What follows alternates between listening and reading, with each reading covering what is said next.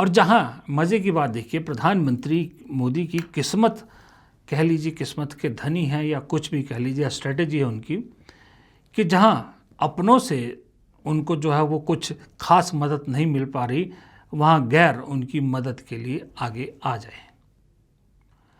प्रधानमंत्री शायद इसीलिए बोलते तो हैं कि कांग्रेस मुक्त भारत, लेकिन जानबूझ के शायद मोदी जी और शाह जी कांग्रेस को ख़त्म नहीं करना चाहते, क्योंकि कांग्रेस में बहुत से लोग ऐसे हैं जो मोदी जी के हमदर्द हैं।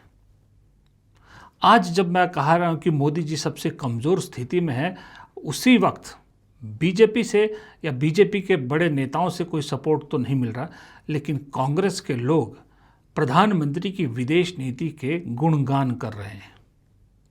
कांग्रेस सवाल उठा रही है विदेश नीति को लेकर, कांग्रेस सवाल उठा रही है देश में एलपीजी पेट्रोलियम पदार्थों की किल्लत को लेकर, लेकिन उनके कुछ नेता अपनी ही पार्टी को झूठा करार देने में जुटे हैं। आनंद शर्मा अभी लोकसभा चुनाव लड़ा था, कांग्रेस ने टिकट दिया, सारी जिंदगी कांग्रेस में बैठकर मलाई खाई, कभी प्रधान का चुनाव भी ना जीत पाने वाला आनंद शर्मा केंद्रीय मंत्री, बड़े कद के मंत्री रहे यूपीए में। अभी हिमाचल से राज्यसभा नहीं भेजा तो फिर वही अपने पुराने उसमें आगे, जब वो G23 ग्रुप के हिस्सा भी हुआ करते थे, और फिर एक बार पार्टी के खिलाफ जा रहे हैं और कह रहे हैं कि सरकार ने देश का झंडा ऊंचा किया हुआ है, तारीफ करनी चाहिए। कमलनाथ, मैं कहता हूं सबसे बड़े जो वो कहते हैं लंगड़े घोड़े कांग्रेस पार्टी के, वो इनकी जिद के आगे, इनकी उसके आगे गांधी नेहरू परिवार भी झुका और ज्योतिरादित्य सिंधिया जैसा नेता खोया कमलनाथ के लिए इन्हें मुख्यमंत्री बनाया। इनकी लापरवाही की वजह से कांग्रेस की सरकार गिर गई मध्य प्रदेश में। दोनों बाप बेटा बीजेपी की दहलीज पे खड़े थे, लेकिन बीजेपी ने अंदर नहीं आने दिया, फिर वापस कांग्रेस के दरवाजे पर आ गए। और आप फिर एक बार कह रहे हैं कि कांग्रेस जो कह रही है किल्लत है एलपीजी और पेट्रोलियम की, ऐसा तो कुछ है ही नहीं, ये सब तो झूठ है, ये कह रहे हैं कमलनाथ। फिर एक अश्विनी कुमार, भूलिएगा मत, जिन्हें कोई नहीं जानता था, जिनका कोई मास बेस नहीं है, कोई एक चुनाव खुद तो जीतना छोड़िए, किसी को सरपंच का चुनाव नहीं जिता पाएंगे, उसके बावजूद कांग्रेस ने उन्हें केंद्रीय मंत्री बनाया था, क्योंकि वो पंजाब से आते थे, पंजाबी हिंदू थे और मनमोहन सिंह उनको पसंद करते थे। उसके बाद जब उनकी कोई वर्थ थी नहीं तो पार्टी ने, नेचुरल सी बात है, कोई बड़ी जिम्मेदारी नहीं दी, उन्हें राज्यसभा नहीं भेजा, उनसे ज़्यादा काबिल लोग थे जो राज्यसभा जाने चाहिए थे, चुप गई, बिना सत्ता के बिना सीट के रह नहीं सकते, छोड़ दी पार्टी, और अब तब से लगातार कांग्रेस पार्टी के खिलाफ बोले जा रहे हैं। मणिशंकर अय्यर, कांग्रेस को कितने चुनाव इस शख्स ने हरा दिए शायद कांग्रेस भी भूल गई होगी। जीते जिताए चुनाव में हर बार कुछ ना कुछ बोल जाते हैं, एक बार फिर लगे हुए हैं बोलने, और अब तो पवन खेड़ा को बहुत कुछ भी कह दिया, पवन खेड़ा का तो नाम लेकर उन्होंने बहुत कुछ कहा। और पांचवें नेता जो फिलहाल तो शांत हैं, लेकिन पिछले 6 महीने उन्होंने कांग्रेस को बहुत सिरदर्द दी, शशि थरूर।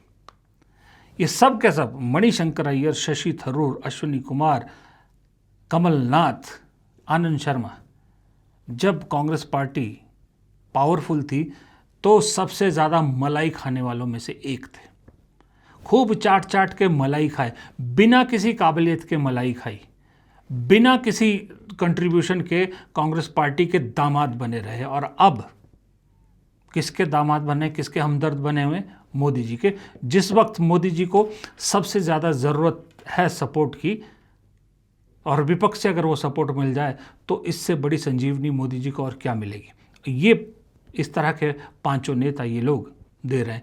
और मज़े की बात देखिए, पांचों के पांचों रिटायरमेंट की उम्र भी पार कर चुके हैं, पांचों के पांचों चले हुए कारतूस है, पांचों के पांचों आज की डेट में उसी हालत में हैं कि सरपंच का चुनाव भी नहीं जीत सकते।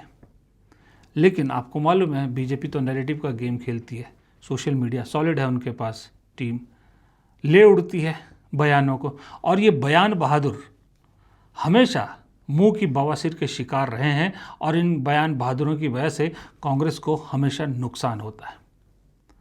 आज की डेट में चुनाव है 5 जगह, चुनाव चल रहे हैं, लेकिन इस सब के बीच में कहीं आपको विदेश नीति को लेकर या नरेंद्र सरेंडर का जो नारा दिया था या गैस की किल्लत को लेकर कोई बड़े हंगामे या कुछ सुनाई दे रहा है? नहीं सुनाई दे रहा ना। ये मोदी जी की किस्मत बड़ी सॉलिड है। मैंने पहले कहा ना कि एक तो ये कि दुश्मनों में भी दोस्त मिल छुपा रखे हैं उन्होंने, उनके मुरीद छुपे हुए हैं। दूसरा, जब भी वो कोई मुसीबत में फंसते हैं कहीं ना कहीं कुछ ऐसी चीज़ आ जाती है जो हेडलाइंस को डाइवर्ट कर देती है। जैसे इस वक्त कमज़ोर स्थिति में थे, चुनाव आ गए, चुनाव आयोग ने चुनाव की तारीखें घोषित कर दी, अब उधर जो है ध्यान हट गया लोगों का। किस्मत के धनी हैं कि जैसे ही प्रधानमंत्री बने, पार्टी में जो जो चैलेंजर थे, जो जो चैलेंजर हो सकते थे, सब इस दुनिया को छोड़ गए। चाहे वो सुषमा स्वराज हो, चाहे वो पर्रिकर हो, चाहे अरुण जेटली हो, चाहे वो प्रमोद महाजन हो, या जो वो थे गोपीनाथ मुंडे थे, सब लोग इस दुनिया में नहीं है। चैलेंजर्स कोई है नहीं। ये मोदी जी की किस्मत के बहुत धनी है, और कहा जाता है कि जो किस्मत के धनी होते हैं ना, उसको इस तरह के हमदर्द, दुश्मनों में भी हमदर्द कहीं ना कहीं से मिल ही जाते हैं। लेकिन ये कांग्रेस के अंदर के शकुनी हो या इनको जयचंद कहो, चाहे इनको लंगड़े घोड़े कहो, चाहे इनको बारात के घोड़े कहो, कुछ भी कहो, लेकिन दीमक ज़रूर हैं कांग्रेस की। और इस दीमक से ये लोकतांत्रिक कहने वाली पार्टी खुद को ही नुकसान पहुंचा रही। लोकतांत्रिक होना एक लिमिट तक ठीक रहता है। वो ज़माना गया कि जब चलता था। आजकल चलता है कि पॉलिटिक्स नहीं चलेगी। चलता है राजनीति करोगे तो बीजेपी आपको उठने नहीं देगी। अभी कांग्रेस को बदलना होगा। चलता है राजनीति से चलता है वाली राजनीति पे जाना होगा, तभी कोई मैसेज भी जाएगा और तभी पार्टी के अंदर ये जो हर बार मुद्दे हाईजैक हो जाते हैं, इससे बचा जा सकता है। दोस्तों, कभी आपने सोचा था कि प्रधानमंत्री नरेंद्र मोदी को खुद ही अपने एक्स हैंडल से ट्वीट करना पड़ेगा कि उनकी रैली में कितनी बड़ी भीड़ इकट्ठा हुई है? लेकिन मोदी जी कर रहे हैं। क्या आपने सोचा था कि मोदी जी को एक दिन सोशल मीडिया हैंडल पर भी रिस्ट्रिक्शंस लगानी पड़ेगी ताकि उनके खिलाफ उठ रही आवाज़ों और सवालों को कम से कम किया जा सके, और लेकिन उसका असर खुद ही की पार्टी पर हो? जी हाँ, ये हुआ है। देखिए, पार्टी के अध्यक्ष नितिन नवीन ने बीजेपी के फाउंडेशन डे पर ट्वीट किया, तो उसके नीचे देखिए क्या लिखा रहा है कि due to local regulation this content is restricted on X. यानी कि खुद की बीमारी के खुद ही शिकार हो गए।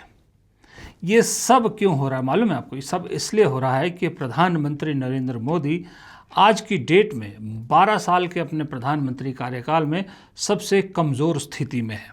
कमज़ोर स्थिति सिर्फ इसलिए नहीं कि यहाँ बहुत सवाल उठ रहे हैं, उनकी विदेश नीति को लेकर भी बहुत से सवाल उठ रहे हैं। देश विदेश में उनके इजराइल, ईरान, अमेरिका युद्ध में जो स्टैंड है उसको लेकर सवाल उठ रहे हैं। युद्ध से ठीक पहले इजराइल दौरे पर जाना प्रधानमंत्री का पूरा विश्व सवाल उठा रहा है। और ये ऑपरेशन सिंदूर से लेके अभी तक ट्रंप ने जिस तरह से भारत का एक तरह से मजाक उड़ाया, प्रधानमंत्री का मजाक उड़ाया, उसको लेकर के प्रधानमंत्री के बारे में ट्रंप का ये कहना है कि मैं उनका पॉलिटिकल जो है वो करियर डिस्ट्रॉय नहीं करना चाहता। ये सारी चीज़ें प्रधानमंत्री को इस वक्त सबसे कमज़ोर स्थिति में खड़ा दिखाती हैं। मोदी जी अभी तक अपने 12 साल के इस प्रधानमंत्री कार्यकाल में कभी इतने कमज़ोर नज़र नहीं आए थे जितने इस बार। प्रधानमंत्री को संसद से दूर रहना पड़ रहा है। सोचिए, इतने मजबूर, इतनी कमज़ोर स्थिति में है। बीजेपी को बहुत सारी चीज़ें डिफेंड करने की जो है वो यूं कह लीजिए आपकी शक्ति भी नहीं मिल रही। खास करके जो प्रधानमंत्री पे मधुकेश्वर, सुब्रमण्यम स्वामी, इन सब ने जो आरोप लगाए हैं, डिफेंस क्या हो ये भी समझ में नहीं आ रहा, इतनी कमज़ोर स्थिति में। फिलहाल इस वीडियो में इतना ही। प्रदीप चौहान को दीजिए इजाज़त। नमस्कार।